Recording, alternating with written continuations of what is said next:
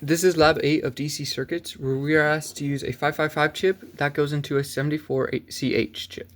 So what does it do and why does it do it? Well, what it does is that when you push this button right here, each time this light blinks, it sends a signal to your 74CH. Mine's a little broken or some type of short somewhere, so mine, instead of going 1, 2, 3, 4, 5, 6 in a row, we go 1, 2, 3, 4, 5, 6. And that's how mine works. But why does it work like that? Well, we have our little schematic here. First, let's start with our 555 chip. This chip is a timing chip, and it's meant to take a signal and, well, time it. So how does it work? Well, we look at pin 8 right here. We have 5 volts. So this is our main power supply. We then go to pin 7, which also gets 5 volts, but then it has a resistor that goes to pin 7. In between this, we have a capacitor, which is 100 UF, that also goes to a photocell. This photocell lets amount of light through, or amount of current, depending on how much light there is. After this, it goes to pin 2, and then pin 1 is ground. Pin 3 is your output.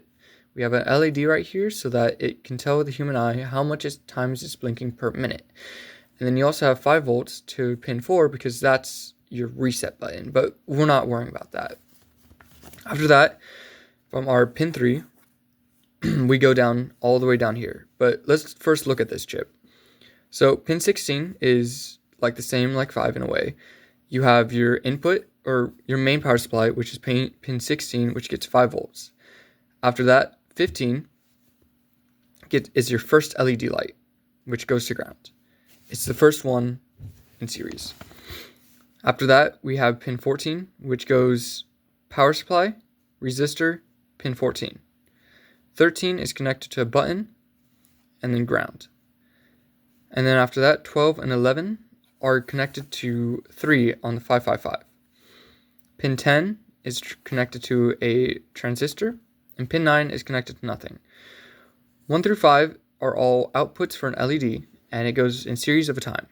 But 5 is different. It goes LED and then transistor, but it goes base first. So we have no electricity going through here. It's nothing. But whenever there's a signal going through here, pin 10 is like a reset. It doesn't let anything go on. So once it goes through its whole system, 1 through 6, once this 6th one is on, negative has to go, and it has to go somewhere. So it first sends a signal to 10 and out to ground. And so then it resets. So then you start back at 1. But then you also have your 555 chip. So if you send more light to it, you're just going to go faster and faster. So if I turn it on, send more light to it,